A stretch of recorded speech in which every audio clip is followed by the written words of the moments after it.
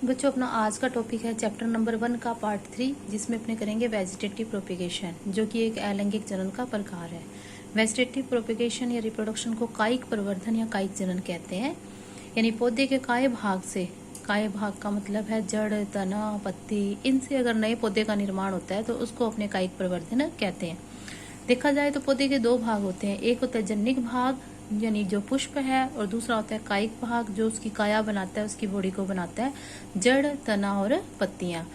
अगर उसके पुष्प भाग से जनन होगा तो उस जनन को अपने लैंगिक जनन कहेंगे, जिसमें युग्मक बनेंगे।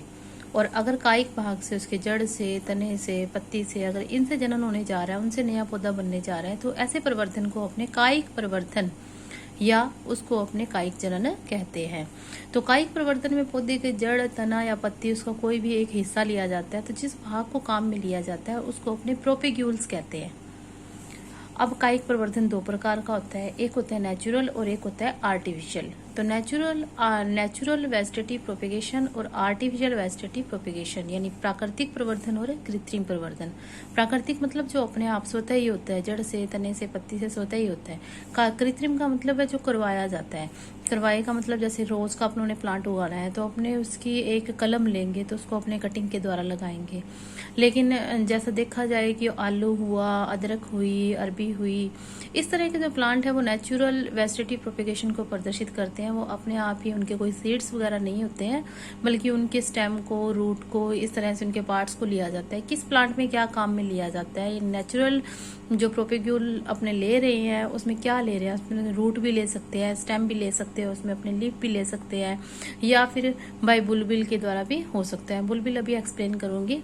सबसे पहले अपने बाय रूट देखते हैं कि बाय रूट में रूट के हिस्से को लेके एक नया प्लांट किस में बनाया जाता है। तो वो स्वीट पोटैटो है, डायलिया है, एस्पेरेगस है। एस्पेरेगस की रूट को अपने ट्यूबर रूट कहते हैं। अब बाय स्टेम के द्वारा, अब स्टेम देखा जाए तो अंडरग्राउंड भी होते हैं और सब एरियल स्टेम भी होते हैं जो नेचुरल वेजिटेटिव प्रोपेगेशन को प्रदर्शित करते हैं। जैसे अंडरग्राउंड स्टेम में अपने जिंजर, जैसे अदरक है, अदरक जमीन के नीचे होती है तो वो एक अंडरग्राउंड स्टेम है। अब स्टेम का पता कैसे लगता है कि उस पर नोड और इंटरनोड है तो वो स्टेम है। तो राहिजोम एक प्रकार का अंडरग्राउंड स्टेम का एक प्रकार है, जिसके उदाहरण क्या है, बनाना और जिंजर। ट्यूबर का एग्जाम्पल आपसे पूछा जाए तो वो पोटैटो है। बल्लभ का एग्जाम्पल आपसे पूछा जाए तो ओनियन और गार्लिक यानी लहसुन और प्याज है। कोरम का टाइप आपसे पूछा जाए तो कोलोकेशिया यानी अरबी। मोस्ट इम्पोर्टेंट ये जो अंडरग्राउंड स्टेम, किसकी, कौन से अंडरग्राउंड स्टेम को क्या कहते हैं। अपने देखते हैं कि कुछ प्लांट्स के अंदर जो स्टेम है वो फूड को स्टोर करके कुछ मॉडिफिकेशन करता है। यानी जब स्टेम के अंदर कुछ भोजन स्टोर हो जाता है तो वो एक निश्चित शेप धारण कर लेता है और उसके द्वारा एक नए प्लांट का जन्म भी होता है। तो अंडरग्राउंड स्टेम जो फूड को स्टोर करते हैं उनमें ये चार के नाम है। वो राइजोम भी हो सकते हैं, वो ट्यूबर भी हो सकते हैं, बल्लभ भी हो सकते हैं, कोरम भी हो सकते हैं। अब राइजोम अंडरग्राउंड स्टेम किस में पाया जाता है, ध्यान रखेंगे बनाना और जिंजर में। ट्यूबर किस में है, ध्यान रखेंगे पोटैटो में, मोस्ट इंपॉर्टेंट। बल्लभ किस में है, ओनियन और गार्लिक में यानी लहसुन और प्याज के अंदर है तो मोस्ट इंपॉर्टेंट। कोरम किस में है, कोलोकेशिया यानी अरबी में। अब सब एरियल मॉडिफिकेशन देखा जाए, सब एरियल का मतलब है कि बिल्कुल हवा में नहीं है, जमीन के बिल्कुल पास में है। अंडरग्राउंड का मतलब जो जमीन के अंदर है। सब एरियल यानी सरफेस के ऊपर है, जो एयर में है लेकिन सरफेस के ऊपर है। जैसे रनर, घासें जो होती है वो जमीन के बिल्कुल साथ साथ लगी होती है तो रनर घास में। स्ट्रॉबेरी कई बुक्स में आपको स्टोलन मिलेगा, कई बुक्स में आपके रनर मिलेगा। तो मोस्ट ऑफ आप एनसीईआरटी को प्रेफर कर रहे हैं तो आपकी एनसीईआरटी में रनर स्ट्रॉबेरी दिया हुआ है इस बार। शक्कर है, शक्कर मिलता है मिंट में। इसके अलावा बनानास में भी मिलता है, पाइनएप्पल में भी मिलता है। स्टोलन है वो स्ट्रॉबेरी में और जैस्मिन में। अफसेट है वो आइकोर्निया के अंदर। ये एक एक करके भी एक्सप्लेन कर दूंगी इसको भी। अब देख रहे हैं कि कटिंग अपने जब स्टेम कटिंग लेते हैं तो वो शुगर केन है, गन्ने को उगाना है तो उसकी कटिंग ली जाएगी, जमीन में उसको डाला जाएगा। तो ये आर्टिफिशियल वेजिटेटिव प्रोपेगेशन का एग्जांपल है। जैसे रोज के नए प्लांट को उगाना है तो उसकी कलम ली जाती है। रूट किस में ली जाती है, लेमन में। तो कटिंग में आपने उदाहरण लेना है, स्टेम किस में लिया जाता है, शुगर केन में और रोज में। रूट किस में ली जाती है, रूट की कटिंग किस में ली जाती है, तो लेमन में यानी नींबू में ली जाती है। लेयरिंग भी आगे टू टाइप की है, माउंट लेयरिंग और एयर लेयरिंग। इनको डायग्राम के द्वारा भी एक्सप्लेन कर दूंगी। तीसरा है बच्चों ग्राफ्टिंग। तो ये आर्टिफिशियल प्रोपेगेशन के 3 एग्जाम्पल हैं आपके सामने, 3 प्रकार है। कटिंग हो सकती है, लेयरिंग हो सकती है और ग्राफ्टिंग हो सकती है। और जो नेचुरल प्रोपेगेशन जैसे मैंने आपको बताया कि बाय रूट भी है, बाय स्टेम भी है और बाय लीफ भी। लीफ में मोस्ट इंपॉर्टेंट एग्जांपल है बच्चों ब्रायोफिलम, और बाय बुलबिल, बुलबिल का मोस्ट इंपॉर्टेंट एग्जांपल है आपके सामने अगेव। यानी एक जो पुष्प कलिका से निकलती हुई जो इसकी फ्लावर बड निकलती है उससे मासल कक्षस्थ कलिकाएं निकल जाती है जिनको अपने बुलबिल कहते हैं। यानी फ्लावर बड से एक दूसरी जो मासल कक्षस्थ कलिका एक्सिलरी जो बड निकलती है उसके द्वारा भी नया प्लांट उगाया जाता है। यानी इन सब में अपने देख रहे हैं ना कहीं गैमीट बने हैं ना कहीं फर्टिलाइजेशन हुआ है, एक ही प्लांट है जिसमें या रूट के द्वारा, स्टेम के द्वारा या लीफ के द्वारा या फिर बुलबिल के द्वारा नए प्लांट का प्रवर्धन हो रहा है। आर्टिफिशियल में अपने देख रहे हैं कि कटिंग से कर लिया, लेयरिंग से कर लिया या फिर अपनों ने ग्राफ्टिंग से कर लिया। इस तरह से कायिक प्रवर्धन, एक नेक्स्ट आपके एनसीईआरटी में एक क्वेश्चन दिया हुआ है कि कायिक प्रवर्धन को अलैंगिक जनन क्यों माना जाता है। तो कायिक प्रवर्धन निम्न लक्षणों के कारण अलैंगिक जनन के समान है। तो जितने भी आपको मैंने अलैंगिक जनन की परिभाषा में इसके कैरेक्टरिस्टिक बताए थे वो सारे कैरेक्टरिस्टिक कायिक प्रवर्धन के भी हैं। जैसे अपने देखते हैं कि कोई भी अलैंगिक जनन होगा उसमें सिंगल ऑर्गेनिज्म, एकल जीव होगा। तो कायिक प्रवर्धन में भी एकल ही जीव होता है, एक ही ऑर्गेनिज्म काम आता है। अब पीछे आपको बताया कि स्टेम से, लीफ से, रूट से नया ऑर्गेनिज्म बन रहा है, तो उसमें किसी भी प्रकार के कोई भी गैमीट नहीं बन रहे हैं। तो इस तरह अपने देखते हैं कि वेजिटेटिव प्रोपेगेशन है वो बिना गैमीट की होता है और ना ही गैमीट का संलयन होता है, ना ही उसमें अर्धसूत्रीय विभाजन, क्योंकि जब गैमीट ही नहीं बने हैं तो अर्धसूत्रीय विभाजन भी नहीं होता है। ना ही उसमें वेरिएशंस आती हैं और संतति है वो जेनेटिकली और मोर्फोलॉजिकली जनक के बिल्कुल समान होती है। इन लक्षणों के कारण अपने कह सकते हैं कि कायिक जनन को अलैंगिक जनन का एक प्रकार भी माना जाएगा। यानी कायिक जनन एक प्रकार से अलैंगिक जनन है, वास्तव में देखा जाए तो कायिक जनन अलैंगिक जनन का एक प्रकार है। नेक्स्ट बच्चों अपने इनको डायग्राम के द्वारा जो आपको मैंने एग्जांपल नेचुरल और आर्टिफिशियल वेजिटेटिव प्रोपेगेशन के दिए हैं उसमें जो टर्म आई है उनको मैं आपको समझाना चाहूंगी डायग्राम से। जैसा कि मैंने बोला कि सब एरियल मॉडिफिकेशन में रनर है, स्टोलन है, सकर है, ऑफसेट है। तो ये किस तरह से होती हैं रनर, स्टोलन, जो सब एरियल मॉडिफिकेशन है। तो फर्स्टली अपने रनर दूब घास का एग्जाम्पल लेते हैं। रनर ये सरफेस है। दूब घास अपने देखते हैं कि जब दूब घास को कहीं पे लगाया जाता है तो उसकी रूट निकल आती है, ऊपर लीफ निकल आती है, फिर वो फैलती है जमीन के बिल्कुल साथ साथ। जहां भी वो जमीन के साथ लगेगी उससे रूट निकलेगी और ऊपर लीफ निकलेगी, फिर वो रन करेगी, चलेगी, फिर रूट निकलेगी, फिर लीफ निकलेगी।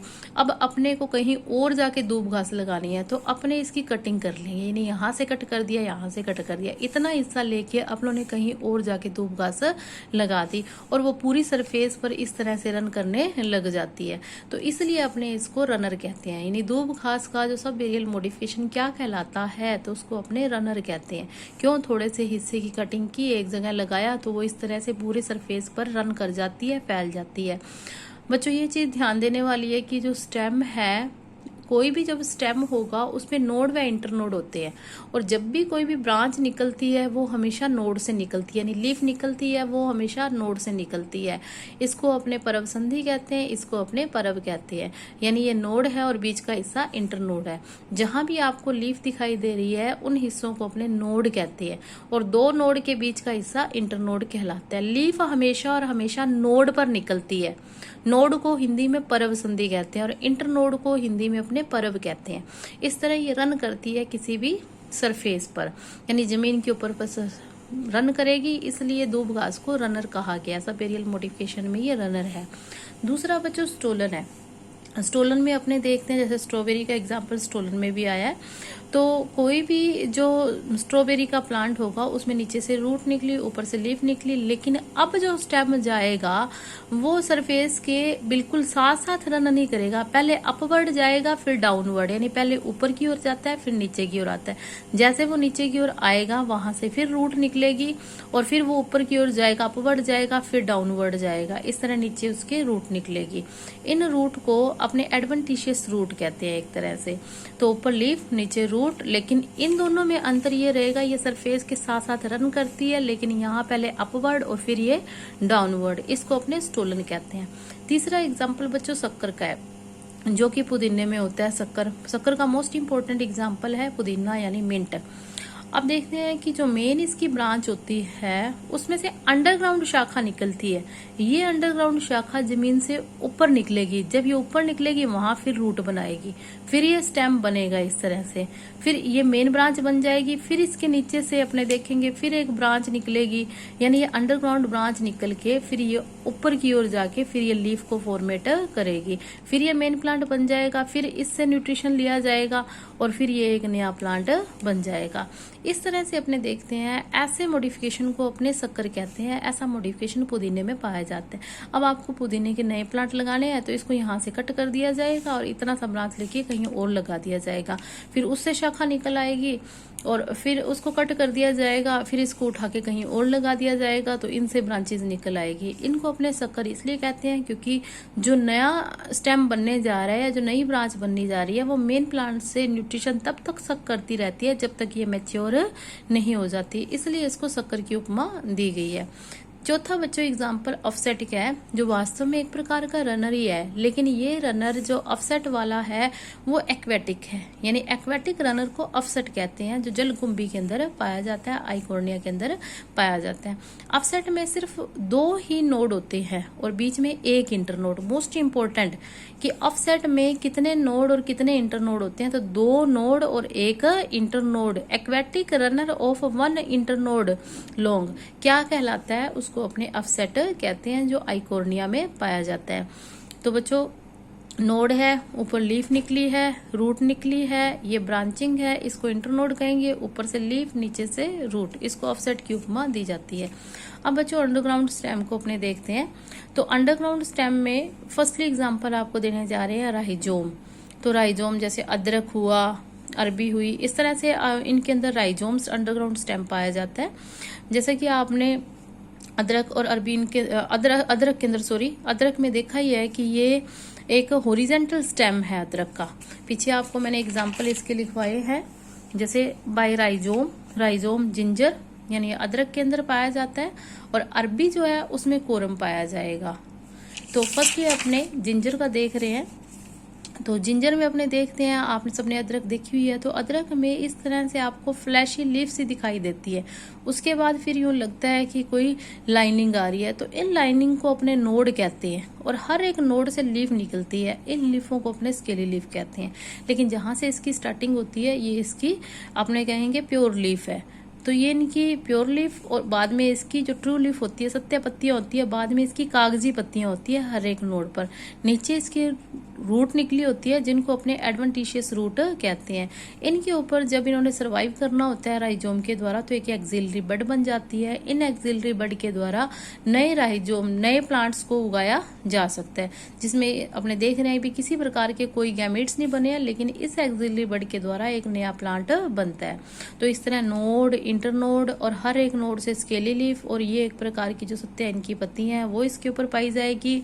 अब राइजोम जो होता है वो हॉरिजेंटली, यानी ये जो स्टेम है इस तरह से हॉरिजेंटल लेटा हुआ सरवाइव कर रहा है, और इसके अंदर जो अपने देख रहे हैं कि ये ब्रांच होता है, यानी राइजोम है वो हॉरिजेंटली ग्रो करता है। अदरक वगैरह आपने देखी है तो वो एक तरह से यहाँ बनाई मैंने सिंगल है बच्चों, लेकिन जब भी आप अदरक देखते हो तो उसकी कई शाखाएं इस तरह से, कभी कहीं से निकल गई, कभी कहीं से निकल गई।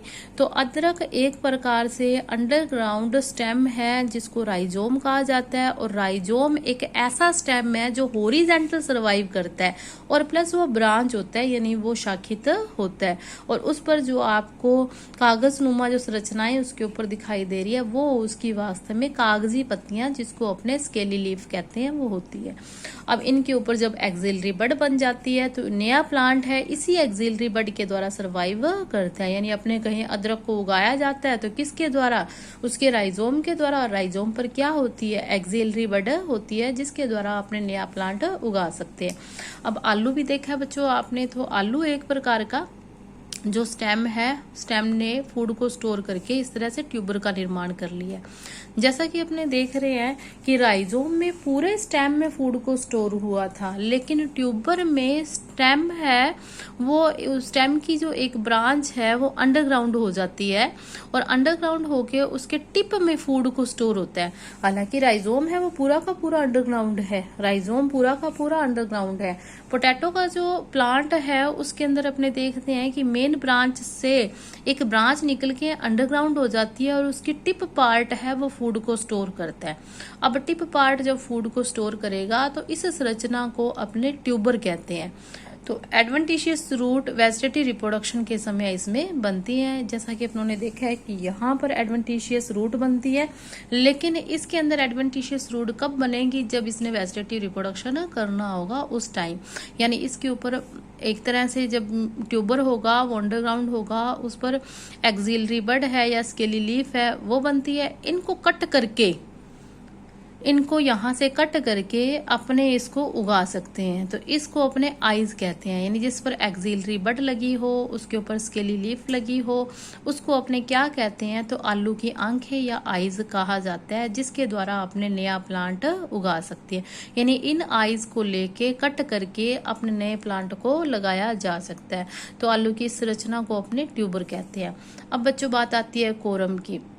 जैसा कि अपनों ने देखा कि राइजोम था वो हॉरिजेंटल था और ब्रांच था, लेकिन कोरम होगा वो हमेशा वर्टिकल यानी इस तरह से लंबवत ग्रोथ करेगा और वो अनब्रांच होगा। तो कोरम अनब्रांच है और ग्रो कैसा करता है, तो बच्चों ये वर्टिकली ग्रो करता है। कोरम का एग्जाम्पल अपने देख लिया है कि कोलोकेशिया यानी अरबी है। फिर उसके बाद अपने बल्लभ का मोस्ट इंपोर्टेंट एग्जाम्पल है बच्चों लहसुन और प्याज। बल्लभ का जो स्टेम है उसका जो तना होता है वो हमेशा कंडेंस मतलब इकट्ठा हो गया, यानी किसी भी चीज को इस तरह से डेंस कर दिया गया। तो इसका स्टेम कैसा होता है, तो वो कंडेंस शूट होता है और इस शूट के ऊपर ये जो लीफ लगी होती है प्याज के अंदर, इन लीफ को अपने फ्लैशी लीफ कहते हैं। मोस्ट इंपोर्टेंट कि फ्लैशी लीफ किसे कहा गया है, फ्लैशी लीफ किस में खाई जाती है, तो बल्लभ यानी लहसुन और प्याज में पाई जाती है। और कंडेंस शूट यानी तना सारा कंडेंस हो गया, नीचे से ये रूट निकल गई है और ऊपर ये फ्लैशी लीफ है और इनका वेजिटेटिव प्रोपेगेशन बल्ब के द्वारा करवाया जा सकता है। वेजिटेटिव रिप्रोडक्शन इन ब्रायोफिल्लम, तो ब्रायोफिल्लम में पत्तियों के ऊपर एक्सिलरी बड बन जाती है। इस एक्सिलरी बड के द्वारा नए प्लांट को सर्वाइव करवाया जा सकता है। मोस्ट इंपोर्टेंट एग्जाम्पल है पत्तियों के द्वारा वेजिटेटिव रिप्रोडक्शन किन प्लांट्स में होता है। एग्जाम्पल आएगा बच्चों ब्रायोफिल्लम यानी पत्थर चिट्टा। नेक्स्ट, अब आर्टिफिशियल वेजिटेटिव रिप्रोडक्शन के जो अपनों ने टाइप देखे, जैसे कटिंग यानी स्टेम कटिंग हो सकती है, रूट कटिंग हो सकती है, लीफ कटिंग होती है। पत्तियों को, जड़ों को, तनों को, उसके हिस्सों को काट कर जमीन में लगा दिया जाता है। यानी पहले उसको काटा जाता है, फिर जमीन में लगाया जाता है, फिर उससे रूट इनिशिएशन होता है, यानी उससे जड़ें निकलती है। जैसा कि अपनों ने देखा था कि गन्ने में या फिर जो गुलाब है उसमें तने के द्वारा होता है और जो लेमन वगैरह था उसमें रूट के द्वारा होता है। अब नेक्स्ट आर्टिफिशियल प्रोपेगेशन का प्रकार था लेयरिंग करना। लेयरिंग में अपने देखेंगे ऐसे प्लांट जिनकी शाखाएं जमीन के साथ होती है और फ्लेक्सिबल होती है, उसकी शाखा को मिट्टी के अंदर गाड़ दिया था, यानी नीचे उसको करके उसको मिट्टी के अंदर दबा दिया जाता है और तब तक दबाया जाता है जब तक इस अंडरग्राउंड पार्ट से जड़ें निकलना शुरू नहीं हो जाती। फिर यहाँ से इसको काट दिया जाता है, जहाँ से ये मतलब इसको नीचे डाला गया है, जमीन के अंदर दबाया गया है, वहां से इसको काट दिया जाएगा और इसको उठा के एक नया प्लांट बनाया जा सकता है। इसको अपने लेयरिंग कहते हैं और ये लेयरिंग जो है इस लेयरिंग के प्रकार को माउंट लेयरिंग कहते हैं। आपसे क्वेश्चन पूछा जा सकता है कि माउंट लेयरिंग किन प्लांट्स में होती है, तो ऐसे प्लांट जिनकी शाखाएं नीचे होती है और फ्लेक्सिबल ब्रांच होते हैं। लेकिन जो बड़े बड़े प्लांट हैं उनमें आर्टिफिशियल वेजिटेटिव रिप्रोडक्शन करवाना है तो उसमें गुट्टी बांधी जाती है, तो ये बाय एयर लेयरिंग है, यानी गुट्टी बांधने के द्वारा लेयरिंग है, जिसमें शाखाएं जमीन के साथ नहीं होती जो बड़े प्लांट्स होते हैं। इनमें क्या किया जाता है, जो शाखा होती है उसके अपर पार्ट को थोड़ा सा काट दिया जाता है और उस जगह पर गीला कपड़ा बांध दिया जाता है या कॉटन बांध दी जाती है और ऊपर उस पर टिप टिप करके ड्रॉप करके पानी डाला जाता है और धीरे धीरे इसमें से रूट्स निकलना शुरू हो जाती है। फिर इस प्लांट को यहाँ से काट दिया जाता है और नए पौधे का निर्माण उससे करवाया जाता है। इस क्रिया को अपने एयर लेयरिंग कहते हैं। लेयरिंग के 2 टाइप है, माउंट लेयरिंग है और एयर लेयरिंग है। तीसरा प्रकार है बच्चों ग्राफ्टिंग का। कई ऐसे प्लांट होते हैं जिनकी रूट ज़्यादा सर्वाइव करती है और कई ऐसे प्लांट होते हैं जिनकी शूट ज़्यादा सर्वाइव करती है। तो दोनों ही प्लांट के करैक्टरिस्टिक एक ही प्लांट में लाने के लिए ग्राफ्टिंग की जाती है। ग्राफ्टिंग में जो हिस्सा बेस का होता है, यानी जिसका रूट ली गई है, जिसका आधार लिया गया, उसको अपने स्टोक कहते हैं, और ऊपर के हिस्से को, जिसकी शाखाएं ली है, उसको अपने सीजन कहते हैं। तो इसमें कुछ इस तरह से कट लगाए जाते हैं दोनों के अंदर, ताकि इसके अंदर ये फिट हो जाए। इस क्रिया को अपने ग्राफ्टिंग कहते हैं। आपने टाइप नहीं करने हैं, वैसे इसके आगे ग्राफ्टिंग के प्रकार होते हैं। आपने सिर्फ ग्राफ्टिंग पढ़ना है कि हाँ, ग्राफ्टिंग के द्वारा भी आर्टिफिशियल वेजिटेटिव रिप्रोडक्शन हो सकता है। नेक्स्ट एक क्वेश्चन आपकी बुक में नोट बना के दिया हुआ है कि आइकोर्निया, यानी जिसको अपने वाटर हाइसेंथ कहते हैं, उसको बंगाल का शोक, जलकुंभी को बंगाल का शोक क्यों कहा गया है? आइकोर्निया को जो प्लांट है उसको एक विदेशी प्रजाति है। सबसे पहली बात आपने ये ध्यान रखनी है कि आइकोर्निया कैसी प्रजाति है। तो आइकोर्निया एक एक्सोटिक यानी विदेशी प्रजाति है।